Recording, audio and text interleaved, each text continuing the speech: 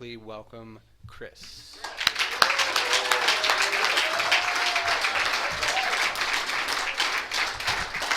Hi, everybody. My name's Chris. I'm an alcoholic. Oh, this. Give me a minute to get acclimated. My sobriety date is August 1st, 2020.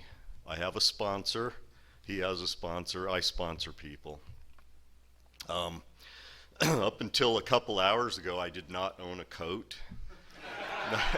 My uncle was kind enough to give this to me, and I told him that when I walk into that room with this on, everybody's going to say, "Hey, are you speaking tonight?"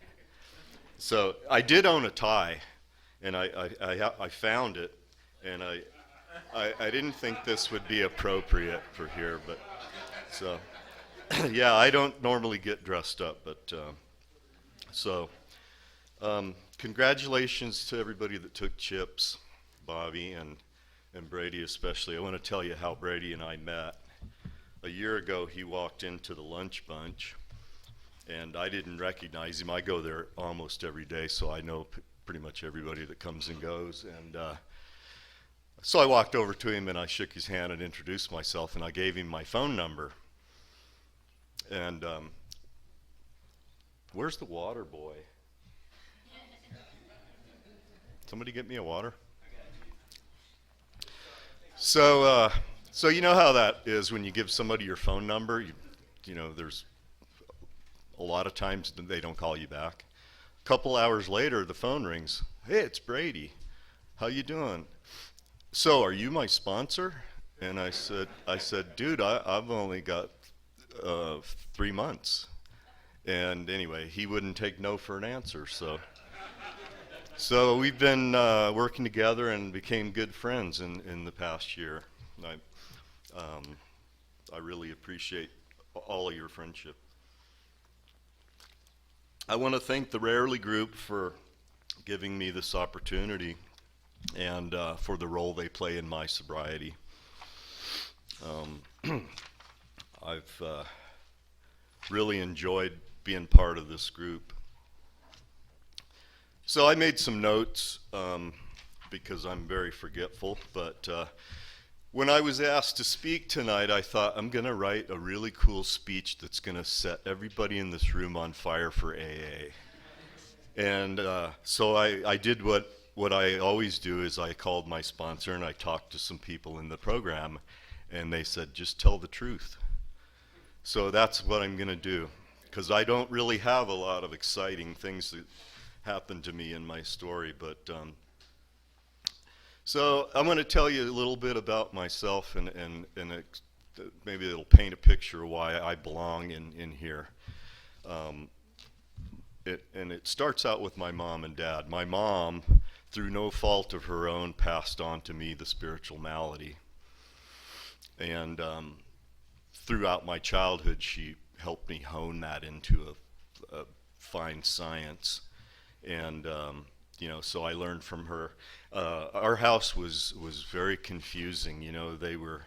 I would hear, be kind to other people, and then it was nothing but screaming and chaos. And so all I really learned as a child was how to express anger. I didn't get the support and the guidance and the mentoring, that I thought I should. All I saw was chaos in my house. So that's my mom's legacy. She's my primary qualifier for another 12-step program that I go to. And if you want to know more about that, see me later. My father passed on to me some interesting things as well. He was the guy that every time I had a bright idea, he would go over with me everything that could possibly go wrong. Instead of encouraging me to chase my dream, he told me it was unachievable. So that's how I lived my life. My whole life I was waiting. I just knew that disaster was about to strike. So that's how I was as a child. I had my first drink at the age of 11. And there I found relief, and I chased that feeling until a year and a half ago.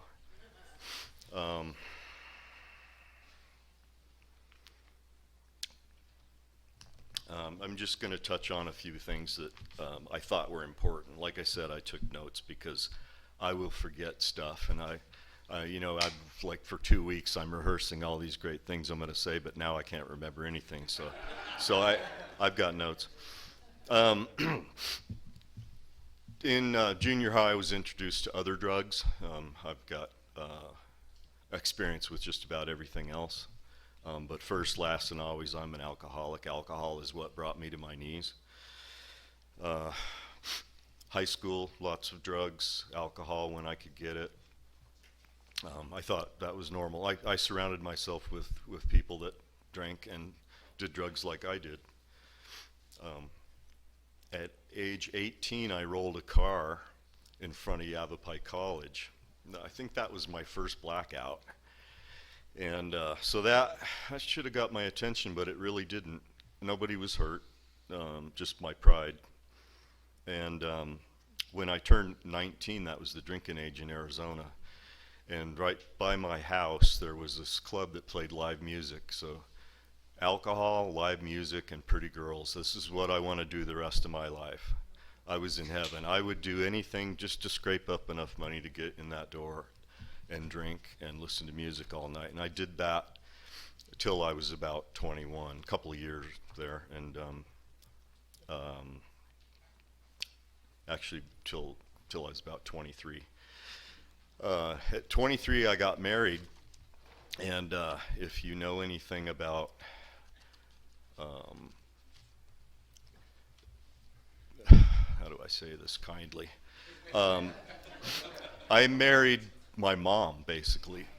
My ex-wife, my first wife, was crazy, scary bitch, and just like my mom, And but that was normal, right? So anyway, we had 2 sons together, and we're divorced 4 years later.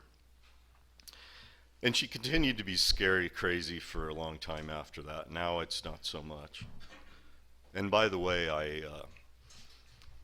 when I made amends to her, she had gotten pregnant by a man that she worked with while we were still married.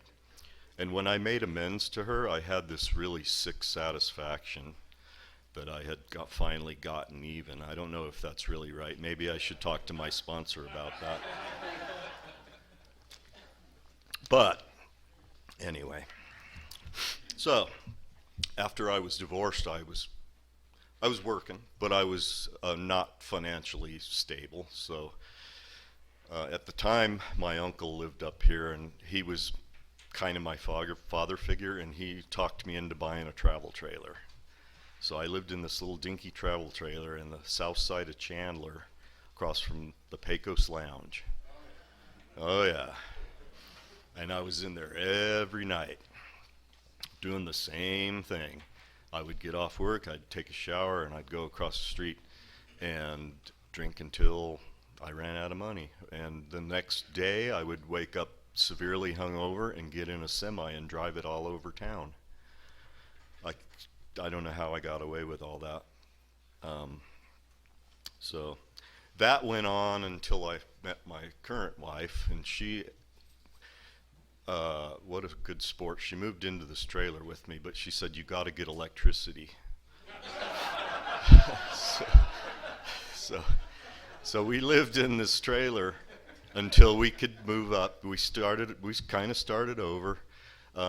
At that time, my drinking was confined to the evening hours, but as soon as I got off work, there was a liquor store across the street, and I would go there, and I had a 47 Willys that when you shut the door, you had to reach through the window and throw this like piece of steel over it so the door wouldn't fly open. It was a death trap. But I had a coffee cup I kept in there, and I would pour my beer into that coffee cup so I could drive down the road and nobody would know I was drinking. And that got me home until I could go to the Chinaman's across the street and get some more. But so anyway, we started to get ahead, and I found a job in Prescott and was able to come back for way less money. But again, we lived in the little dinky trailer park, and anyway, most of the rest of that isn't important, so I'll skip ahead. But um, in the when my sons turned 18, I had this bright idea I would start my own business, which I had no idea what I was doing. But I quit a really good job and used my life savings to buy equipment and inventory and whatnot. And that's when things kind of got out of hand. And I'm not sure if my wife knows about all that. Maybe she does or not. But it was pretty much 24/7 at that point. And that was in 2005. So um, from about then till recently, I was a daily drinker and the morning drink. And sometimes when I woke up in the middle of the night, I always had a bottle of something close by. So in I managed to hold it together, but in 2017, I think. I don't. Maybe I don't have these dates exact, but that's not really important. What's important is what happened. I was miserable at my job. I had a pretty good job, and had I the temperament, I could have continued there. But I was miserable, and my wife came home one day. I was suffering from really bad depression at the time, and I would wake up on Monday morning, and I would know as soon as my eyes opened and I was conscious, I would know that I would miss that entire week of work. That's how bad it was getting. So this was one of those weeks, and I think it was Wednesday, and my wife came home and sat on the bed and said, "I need to talk to you about something." And I was like, "What?" So she told me this opportunity. We decided to sell our house and everything in it and move to this little guest house on a piece of property so I could be the caretaker for that. And I thought that sounded like the perfect change. And it was in a lot of ways, but it was the perfect storm because I didn't have any accountability and I didn't have a whole lot to do if I didn't want to. So I made sure the animals were fed in the morning, and by 9 o'clock when Lloyd's opened, I could zip down and get something to drink and drink till I passed out and take a nap, and then wake up and go back to Lloyd's and get something else for the evening. And I, for a while, I kind of kept that together, but then it was it turned into my wife coming home, seeing me incoherent and passed out, and I remember that's when the blackouts really came for me. I lost a lot of time, and that's really super scary. It never really happened to me a lot, but a few times I remember her coming home and getting me off the couch and taking me to bed, and I would just crash head into, just wreck the house. I couldn't walk even. So she put up with that for a long time. And one day it came to a head. She'd had enough. And she was really one of the last people I still had. So that finally got my attention. So February 11th, I checked into West Yavapai Guidance Clinic, CSU, out in Prescott Valley. And man, it felt so good that I finally had made a decision to do something.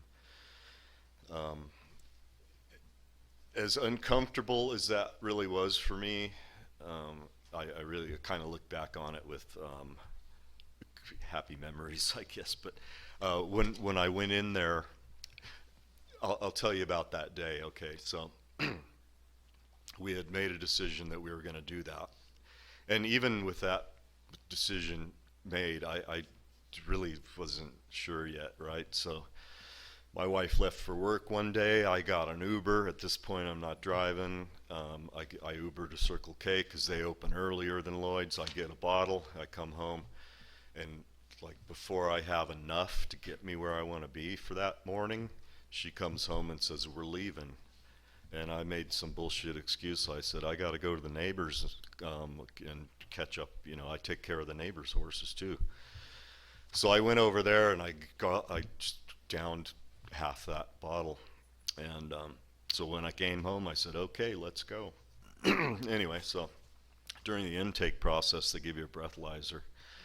I was 309, and it was, that's not funny. That's dangerous. But the thing is this, I had maintained that for a long time. Didn't really, I never checked myself, but that was the level of alcohol I needed in me to function. You know, I remember I didn't really mention how miserable things were. I'll just touch on that briefly, but I remember times where, I had hangovers. One day I counted, just rough math, I figure I had 16,000 hangovers in my life. And that, plus, with accuracy of plus or minus 10%, right? So anyway, I was just like that all the time. I was either hungover or drunk or a combination of the two, and I was just, how you hate yourself. And I can remember looking in the mirror and looking into my eyes and just seeing emptiness, and that I just felt like I didn't know what to do, though. I really didn't. So while I was in detox, every day I would go see a doctor, and I don't know how he figured this out, but he's like, show me your hands. And I was a shaky guy. I can remember it being at Lloyd's counting my change out, just like I'm waiting for him to unlock the door so I could get in there. And I used to look at people like that and feel really bad for them. And there I was, man. So anyway, by the time my hands started to calm down, he said, okay, yeah, spend one more night and I'll let you out tomorrow. And he said, what are you going to do for aftercare? And I said, I have no idea. I mean, isn't this it? I get dry and I go home and continue my life, right? So he gave me some options, and I picked AA, but I didn't have a plan other than on the way home, my wife picked me up and I said, I need some Mexican food and I need to go by Intergroup and get a big book. And I'd never seen the big book yet before. I was 57 years old when I bought my first big book. And I can remember looking at that thinking, man, I've never read anything this big, I'm not joking. But I can tell you now that I've read it cover to cover numerous times. And every time I do, I get something else out of it. But I went home and I kind of thumbed through it a little bit, and no plan whatsoever. The next morning, I was out in the yard and the landlady walked up to me and greeted me with a hug and said she was glad I was home, and she said, I'm going to send you a phone number. I want you to call this friend of mine. And I said, right now? And she said, yes. And I had met this guy once before. He lives in New York, so I call him and he said, hey, I'm in Prescott visiting. I'll be here a week. I want to go to some AA meetings. You want to go with me? And I said, yeah. So he came and got me and took me to the 123 group. It was a Sunday the 15th of February, 2020, downstairs. And I'm not sure at this point. I got problems. I got lots of problems. I don't know what these people are going to do for me, but I went in. On the way here, he kind of schooled me. This is like my first experience with AA, and I didn't know what it was about. And he and I went in. It was the beginners 1, 2, 3. Pat M. and Isaac was the speaker. Isaac B. That was February 15th, 2020. And I listened to Isaac. I was riveted, man. I was like, oh, I don't believe it. I've never had heard that before, and I was like, maybe this is something I could do, And I got phone numbers, and I'm like, what do I do with these? I don't have a clue. But I had all these people wanting to help me, and it took me a while to catch on to that. I get it now, but I didn't know what to do with phone numbers. I'm not going to call this guy. The next morning, same thing. My friend takes me to a meeting here, the Sunday morning's men's stag. And I sat in the back, a little ways back, and Isaac B comes in and he says, "Hey, Chris, I want you to meet somebody." And I stood up and said, "How you doing?" And this gentleman said, "Hey, I know you." And I said, "Yeah, how long you been around here?" And he said, 33 years. And I said, "Will you be my sponsor?" And so, how lucky is that, man? Yeah. So that's how I got my start. The third meeting I went to was the Lunch Bunch, because by Monday I was able to drive myself around a little bit. I still was kind of looking in the mirror a lot. I don't do that now. I haven't been followed by a cop in over a year. Isn't that weird? When I was drinking, they were all over the place. So,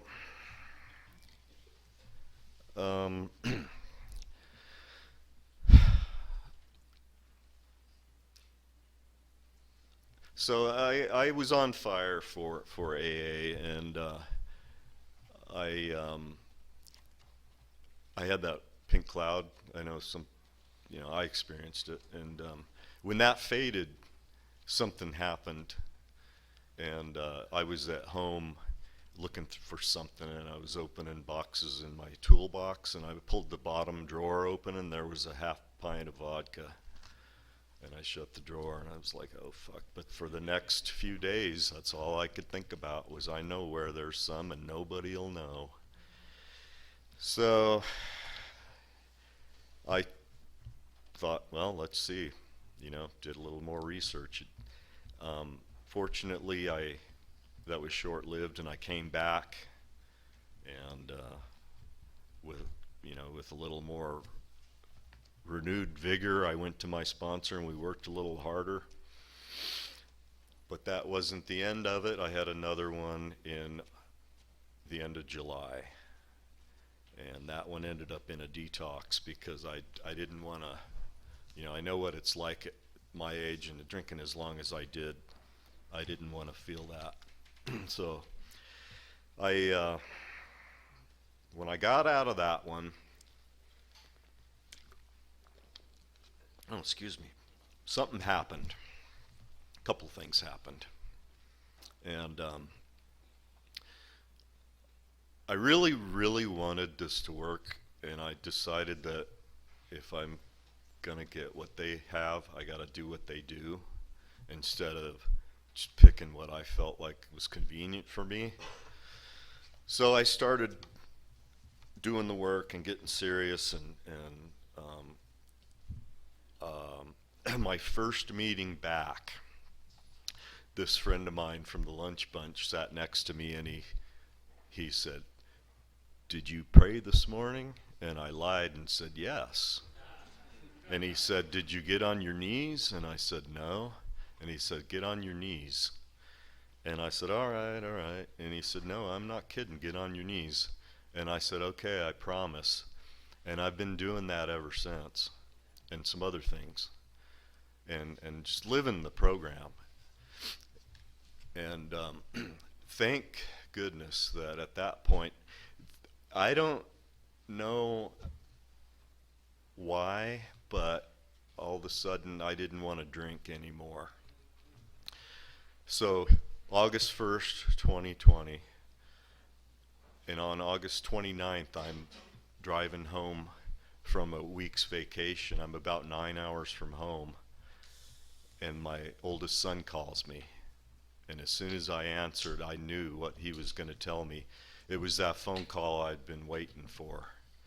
And my youngest son had passed away in the night. My oldest son found him. And my reaction was not what I expected. I didn't flip out and pull over and get something to drink. I prayed, and I prayed to God to show me a sign that my son was okay. I had 9 hours to do that. And when I got home, I consoled my family members, and I I took on the responsibility that a dad should have with his son, and I made the arrangements, and we had our final goodbye. So I don't say that to to make people feel sorry for me. What it did for me was it strengthened my resolve to stay sober. My son battled with addiction and other things that he just couldn't get a handle on. So I guess at that time I made a commitment to do this for him. And when I started AA and started working with the steps, and they say do this to the best of your ability, and I believe that I did, because my ability at that time was at a lower level than it is now. And the longer I'm here and the more involved I get and the more I learn, my ability is quite a bit higher now. So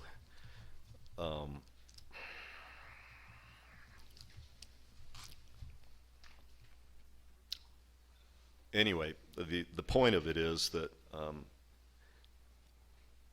I was able to meet that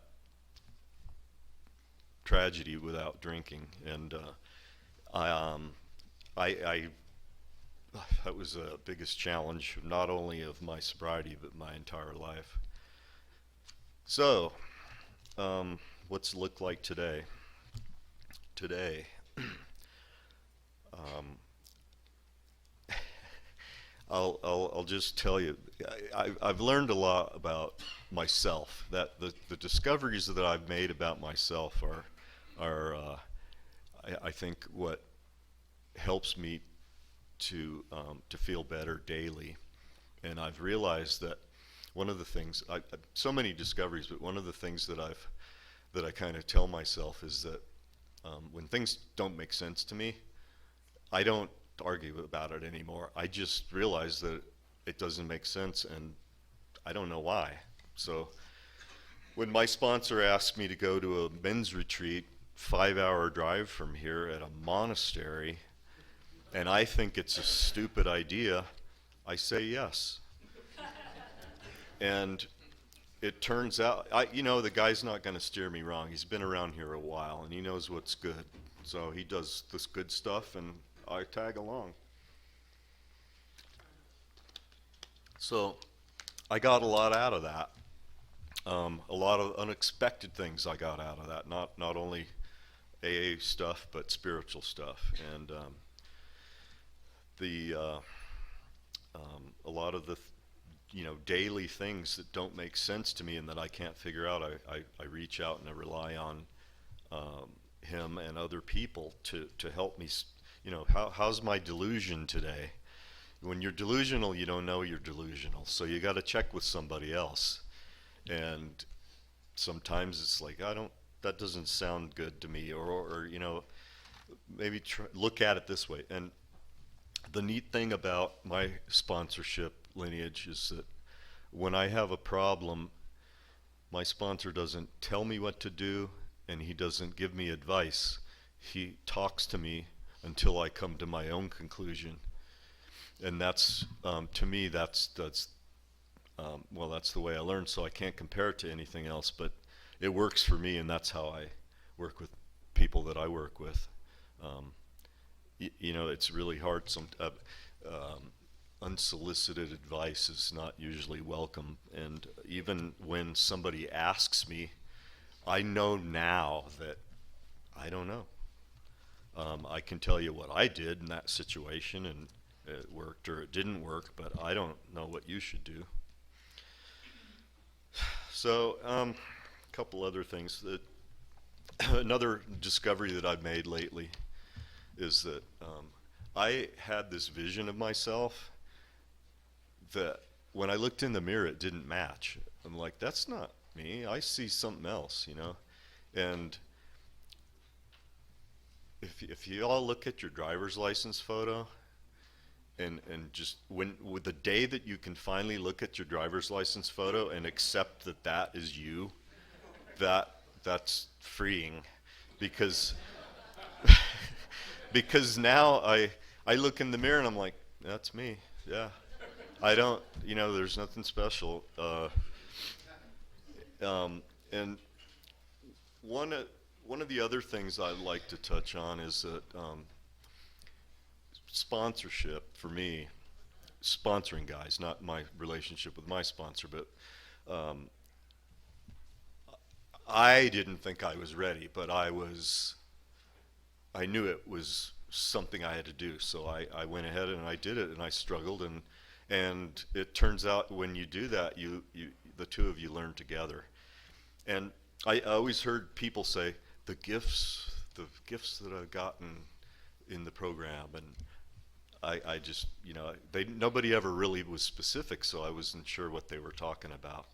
But as I took another man through the steps, I made more discoveries than I really ever saw coming. Lots of surprises.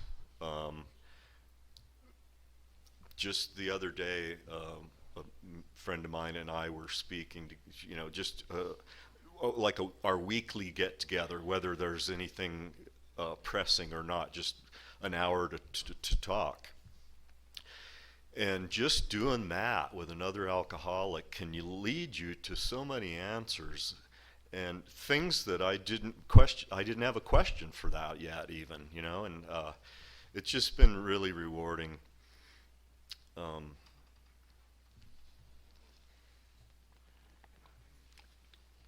You bored yet? Let me see if there's anything I missed, because I probably did.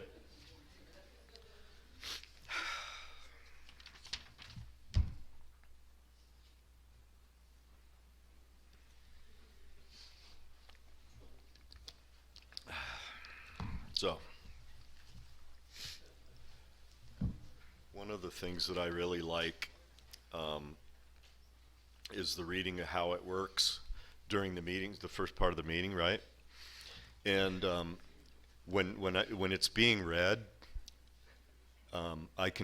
it's time for me. It gives me time to think about other things, like what I'm hungry for dinner or something, or even when I'm reading it, I can read it pretty well and still daydream about stuff.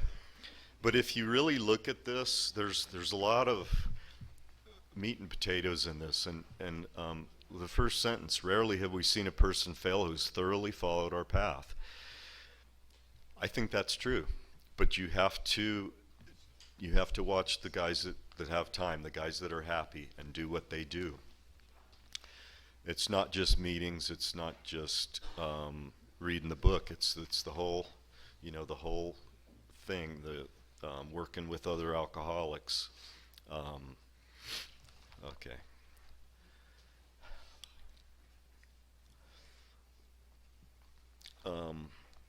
I wanted to talk a little bit about how my view of the steps when I went through them for myself the first time. Number one was really easy for me when I got here. There was no doubt I had known if I had seen this when I was 30 years old, I would have agreed to it. The unmanageability part, my wife saved me from disaster for 30 years with so my life was manageable. I had a secretary. She took care of everything. I don't know how to, I still don't know how to pay bills. I can probably do it, but anyway, she takes pretty good care of me. They came to believe that a power greater than ourselves could restore us to sanity. Open mind. I didn't know, I'm willing to give it a try.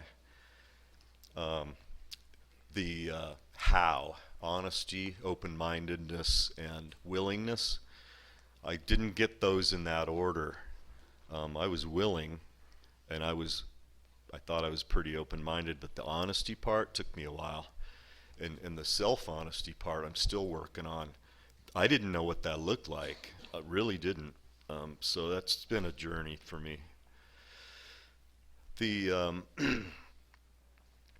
number 4, searching and fearless. like I said, to the best of my ability at the time, and things come up.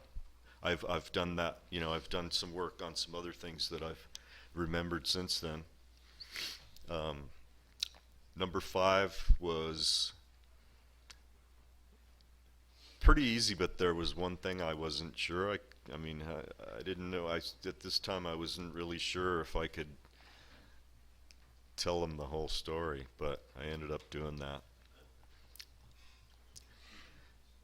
The rest of this came pretty easy. I will tell you a little bit about my ninth step, though. Um, that was where I got the freedom. That was where, for me, things started to gain traction. Um, I had a list in order. My wife was first, of course. It didn't end up that way because I wasn't quite ready, and I had an opportunity to do another one first because of this person living out of state. But a couple of things that are different about mine than maybe some of you. When I went to my mom and told her the things that I had done and that I was sorry for and that I was changed, and she said, "Oh, you didn't do any of that. You were a perfect son." So, all right, we're done with that one. The other one that was a little different, when I called my sponsor and told him that I was finished, he said, "Your sisters weren't on that list." And I said, "Well, I don't think they need to be." And he said, "Why don't you call them and ask?" And I did. So there you go. There's a little tip for you if you. Anyway, yeah, this is really cool for me, and I appreciate the opportunity. It's like moving up to the big leagues, and I wasn't really sure I was ready, but like my sponsor said, just get up there and tell the truth, and that's what I did. So thank you.